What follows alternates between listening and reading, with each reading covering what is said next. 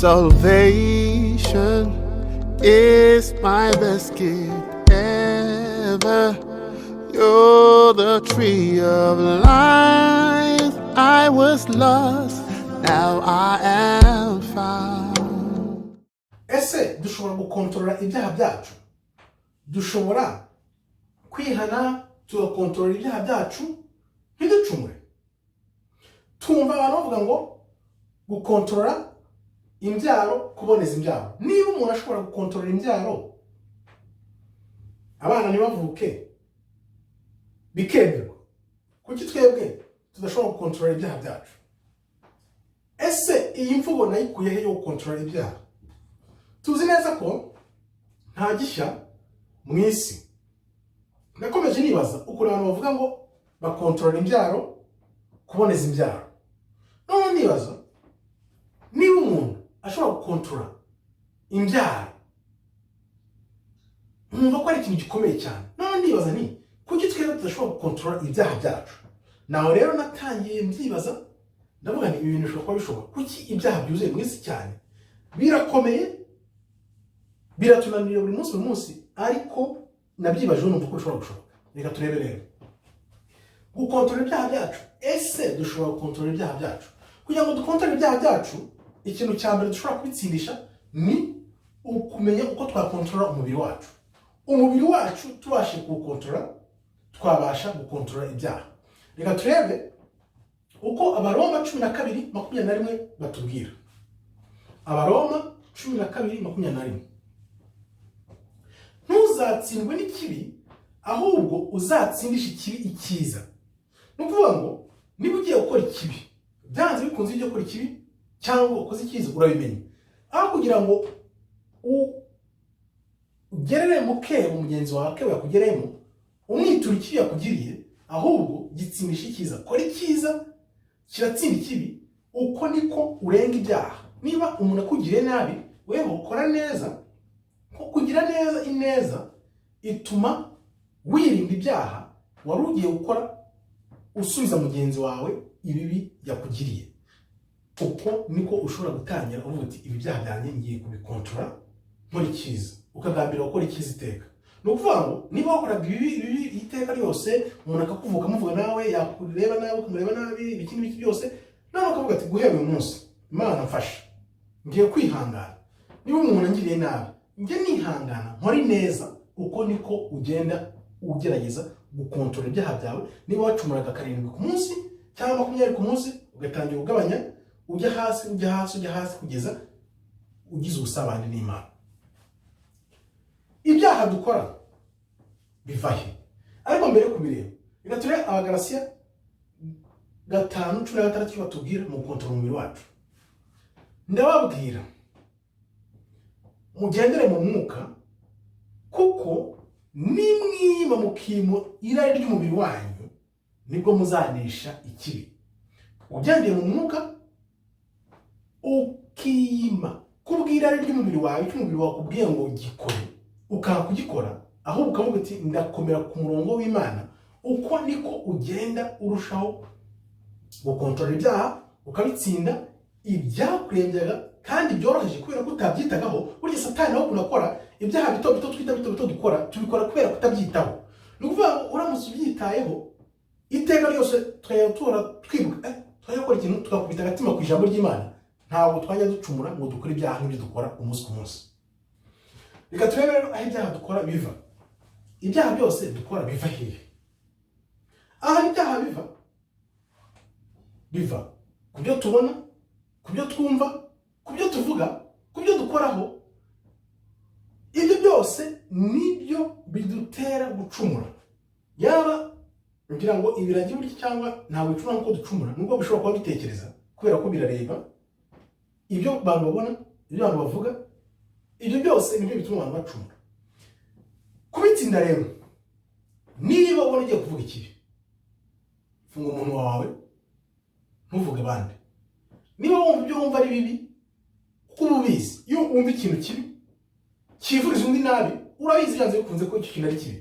Wicyumva wigiha amatwi, niba kikwinjemo reka kinyurire hano kigende, wigisakaza nawe ugende ugikongeze hirya no hino, usange ni wewe wabaye umuntu utangaza izo nkuru mbi zose ugasanga niwe bayihuriro ry'abantu bose uha amakuru mabi y'abantu. Byange uko ni gutsinda ibyaha. Matayo 5:29 baratubwira ngo niba ijisho ryawe ry'iburyo rituma ucumura, rivanemo urijugunye. Ni byiza ko watakaza igice cyawe cy'umubiri aho kugira ngo umubiri wawe wose ukungana ujye ikuzimu, umuriro utazima. Aha birakomeye. Ijambo riratubwira ngo niba ijisho ryawe, ukuboko kwawe, ugutwi kwawe, umunwa wawe utuma ucumura, bivaneho ubijugunye. Bivuze iki? Reka turebe icyo bivuze rero. Mu mwanya turareba icyo bivuze, kuko ntabwo ari gufata mu bice ubikureho usigare nta maboko ufite, usigare nta munwa, usigare nta gutwi. Ntabwo aricyo bivuze. Reka turebe icyo bivuze. Mbere yo kutujya, reka tubanze turebe kumvira Umwuka Wera ku nshuro ya mbere. Kuko ibintu byose ukora tumanza kubitekerezaho. Turi ibitekerezo. Nta kintu na kimwe ushobora gukora udatekereje.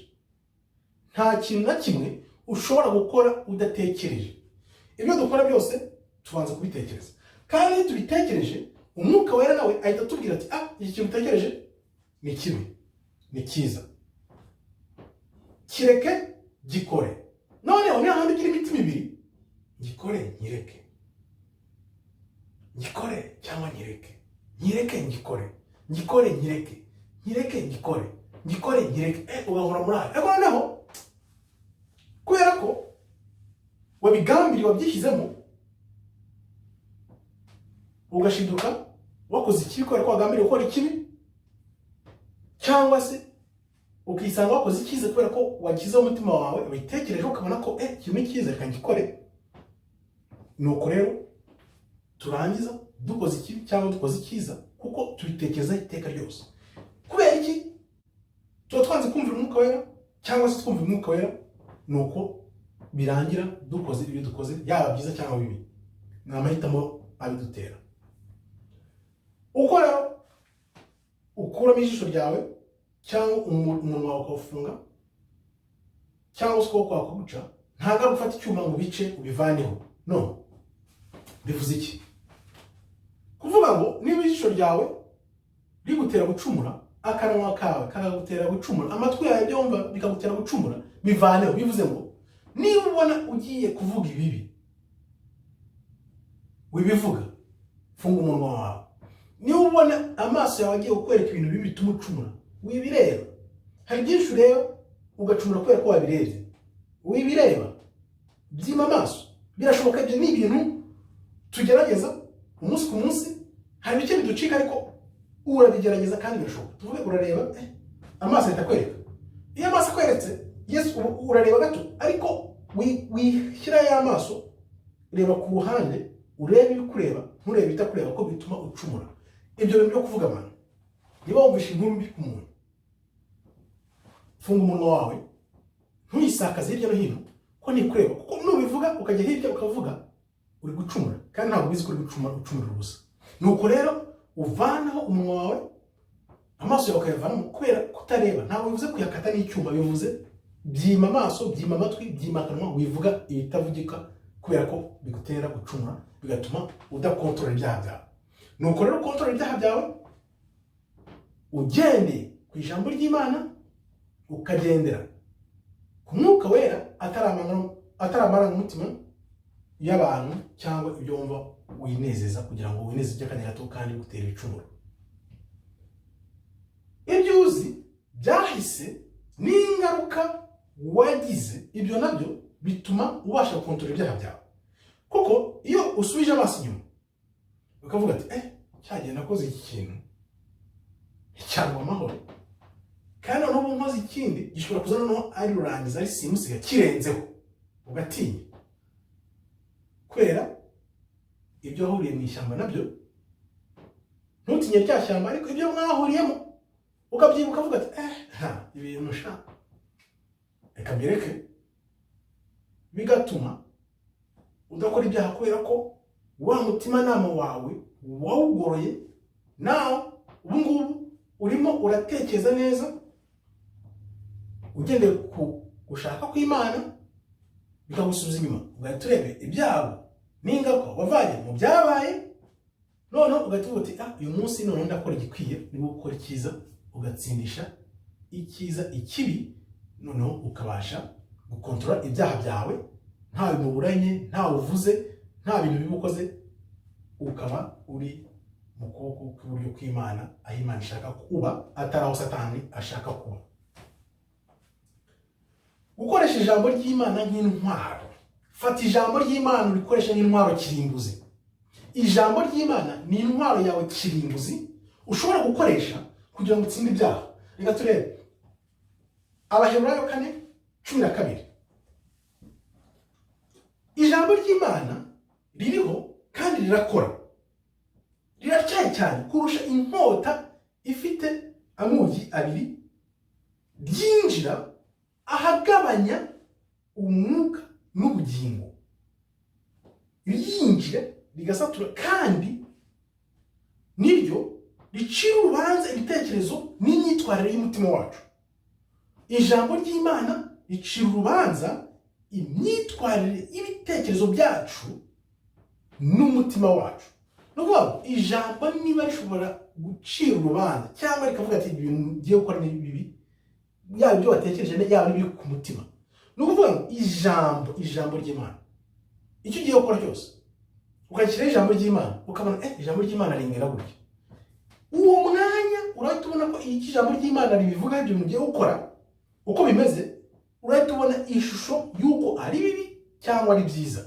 Rya jambo ry'Imana niryo urahita ubipimisha, noneho rigahita rica urubanza rw'ibyo bintu ugiye gukora mbere yo kubikora, noneho weho nka muntu ugahitamo. Niko rero uhitamo ikibi cyangwa ugahitamo icyiza hakoreshejwe rya jambo ry'Imana ryabyize ku munzani rikareba ikibi n'icyiza, noneho amahitamo akaba yawe. Hitamo neza, iyo uhisemo neza kuko ni gutsinda ibyaha, noneho ibyaha byawe ukabasha kubikontorora ukoresheje ijambo ry'Imana nk'intwaro yawe kirimbuzi, kuko Satani iyo yumvise ijambo ry'Imana ahari ariruka muteshejwe ibyo yaragiye kwiba cyangwa kwangiza. Nuko rero ukoresha ijambo ry'Imana nk'intwaro ya kirimbuzi, abanzi cyangwa abavuga nabi, abaganya, abagira bate bose ukabakubitisha iryo jambo ry'Imana ukarinambaho, noneho ibyo ugiye gukora byose akaba ari byo ugenderaho ukaryitwaza nk'intwaro yawe kirimbuzi. Nzi neza ko urishyize ku mutima ukarikurikiza uko bikwiye,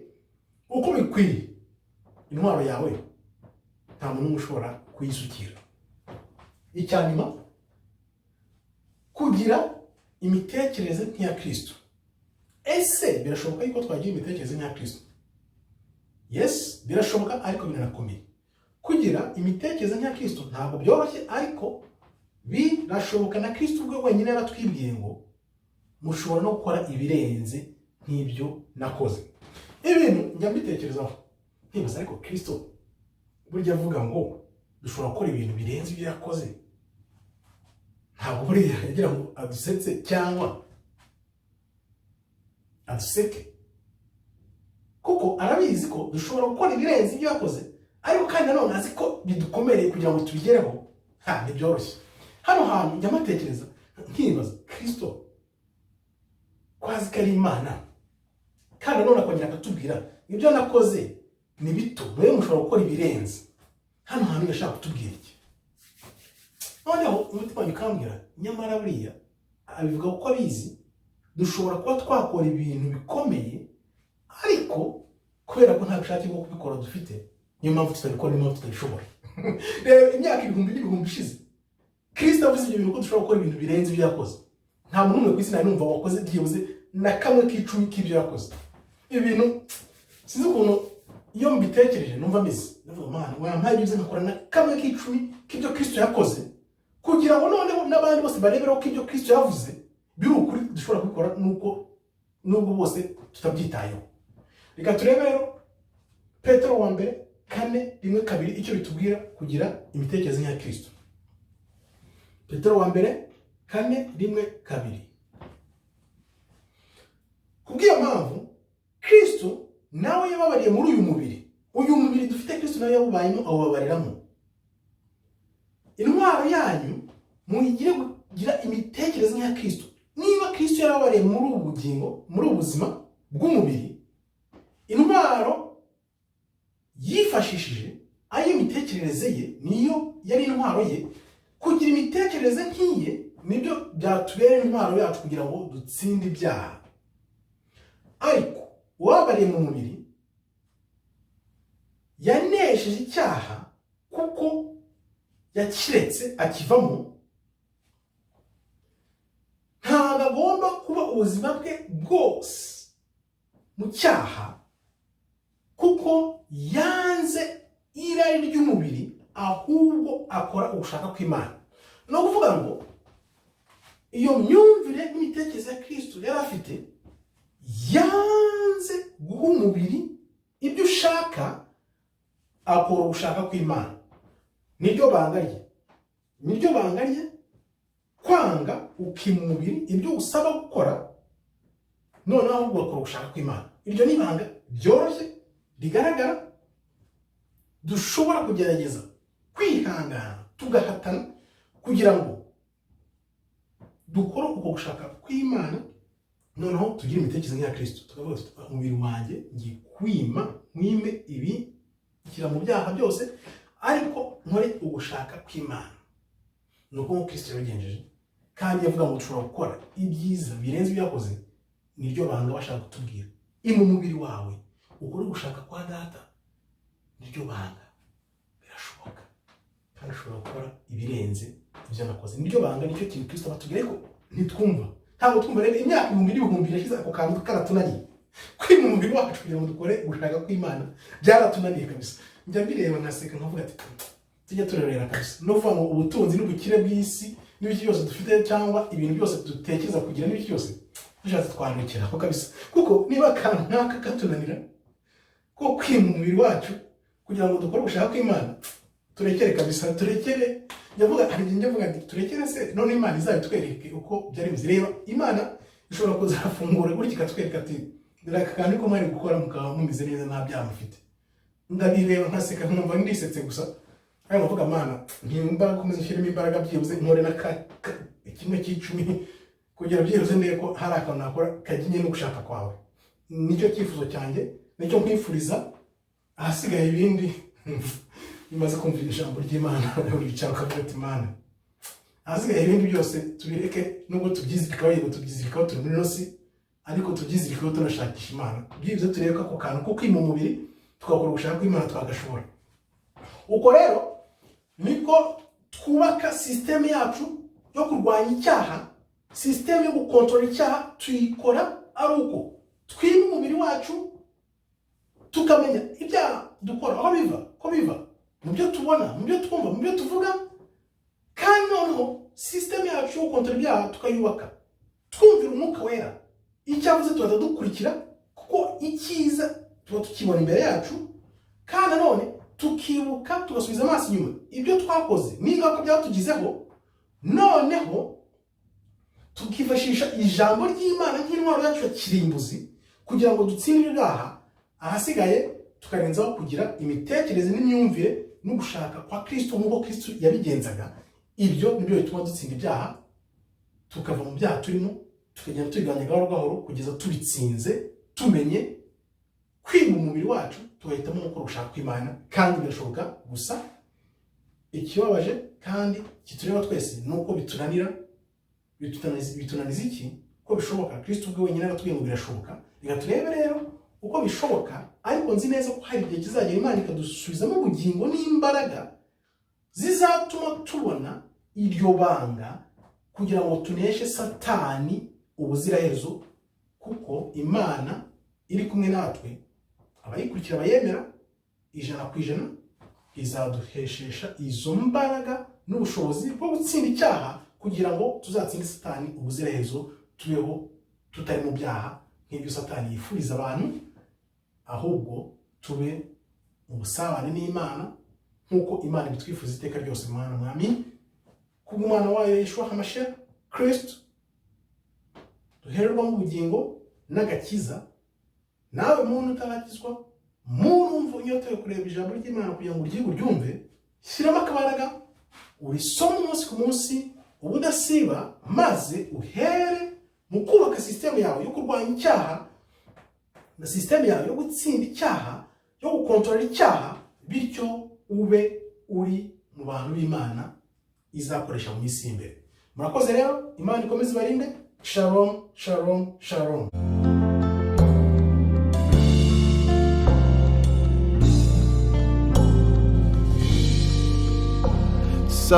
Salvation is my best gift ever. You're the tree of life. I was lost, now I am found.